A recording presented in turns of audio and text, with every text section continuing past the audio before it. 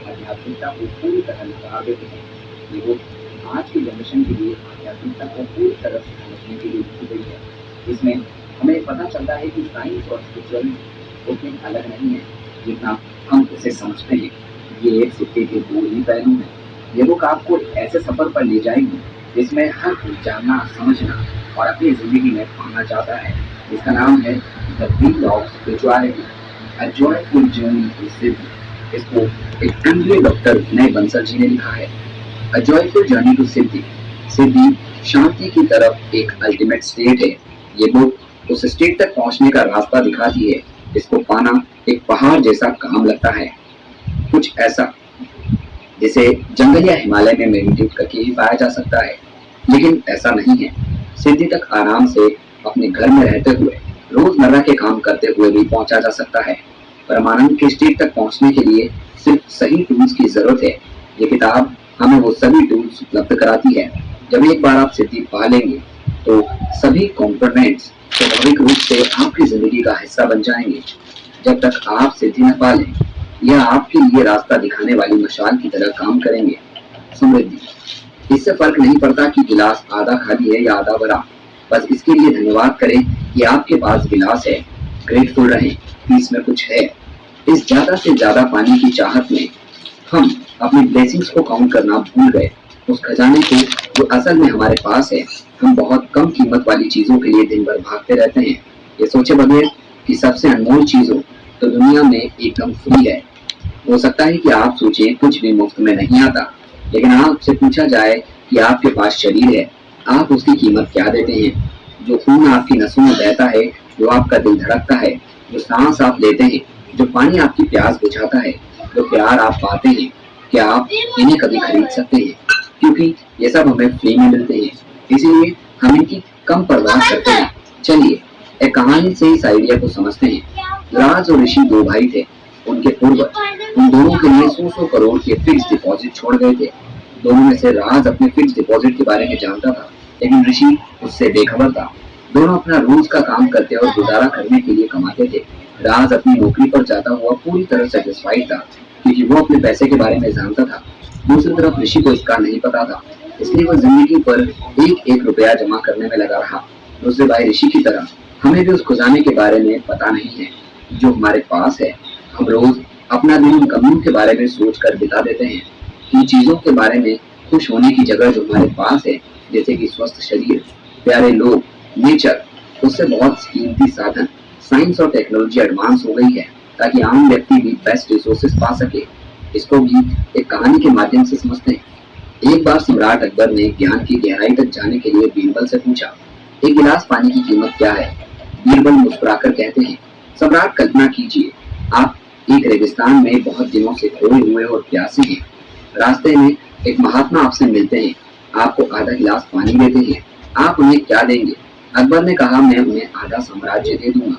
बीरबल ने फिर कहा, अगर वही आधा गिलास पानी आपके सभी से बाहर ना निकले, ऐसा होने से आपको बेहद दर्द होगा, तो आप उसे ठीक करने वाले फिजिशियन को क्या देंगे? अकबर ने कहा, मैं उसे आधा साम्राज्य दे दूंगा। बीरबल मुस्कुराए। उन्होंने कहा, अगर एक गिलास पानी के लिए आप पूरा साम्राज्य दे सकते हैं, तो क्या आप पूरी दुनिया के पानी की कीमत दे सकते हैं? यदि पानी हमारे शरीर से होकर गुजरता है तो हमें जिंदा और स्वस्थ रखता है, क्या हम उसकी कोई भी कीमत दे सकते हैं? हमारे शरीर और नेचर इन सब चीजों से परे हैं जो हम खरीद सकते हैं। इन्हें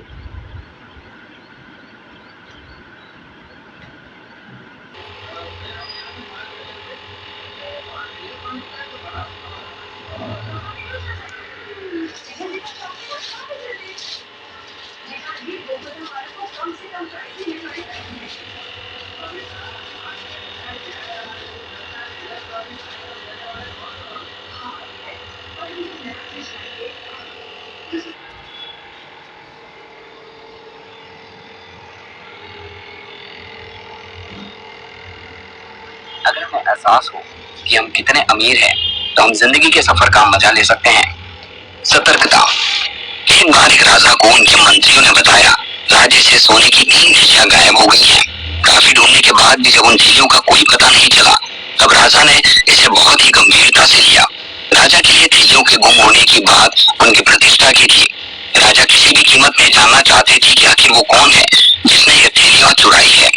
राजा को किसी ने सलाह दी कि पहाड़ियों की दूसरी तरफ बहुत ही बड़े विद्वान रहते हैं। उन्हें ये भी जानकारी मिली है कि कुछ विद्वान के पास सभी प्रश्नों के उत्तर हैं। राजा ने यह सुनते ही उस विद्वान को राज्यसभा में पेश करने के लिए कहा। जब वो विद्वान राज्यसभा में उपस्थित हुआ तब उनसे पूछा गया, वो 3 थैलियां किसने चुराई? उस विद्वान ने राजा के सामने एक अजीब सी शर्त रख दी। विद्वान ने कहा, मुझे उस चोर के बारे में सबके सामने बताते हुए संकोच हो रहा है। मैं उसके बारे में आपको कान में बताना चाहता हूँ। राजा ने काफी संकोच के बाद इस बात को स्वीकार कर लिया। फिर वो विद्वान राजा के पास आए। उन्होंने कहा, आपके महल में बहुत से लोग हैं, मैं किसी एकांत जगह पर उनका नाम बता सकता हूँ। राजा उस विद्वान के साथ पहाड़ियों के बीच एक एकांत स्थान पर पहुंच गए। तब विद्वान ने राजा के कान में उस राज को बताते हुए कहा, महाराज, आपके राज्य से जिसने सोने की थैलियां चुराई है वो एक चोर है। राजा को यह सुनकर बहुत क्रोध आया। इसी तरह विज्ञान एक वरदान है। इस बात को हम ऐसे समझेंगे। आज हम ये नहीं कह सकते कि विज्ञान ने प्रकृति के हर राज को जान लिया है। विज्ञान हमें सिर्फ इतना ही बता सकता है, पेड़ों का रंग हरा क्यों है या फिर गुलाब का रंग लाल क्यों है। लेकिन विज्ञान हमें ये नहीं बता सकता कि पेड़ क्यों है। विज्ञान एक प्रोसेस का नाम तो बता सकता है, लेकिन उसकी उत्पत्ति के पीछे कारण नहीं बता सकता। बस जरूरत है सतर्क रहने की। सिद्धि पाने के लिए सतर्कता ही पहला नियम है। सतर्क रहिए। आप इस दुनिया में क्यों आए हैं, सतर्क रहिए। आप क्या जानते हैं क्या नहीं, अधिक सतर्क रहिए ताकि आप वर्तमान में रहें। ऐसा करने से आप अपने लक्ष्य अर्थात मोक्ष को प्राप्त कर पाओगे। संभाव। प्राचीन समय में एक राजा था।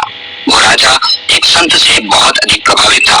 राजा ने उस संत से विनती की। वो राजा के सलाहकार बनकर हमेशा उस महल में रहे। संत ही राजा की बात मान गए, लेकिन उन्होंने कुछ अजीब सी शर्तें रख दी।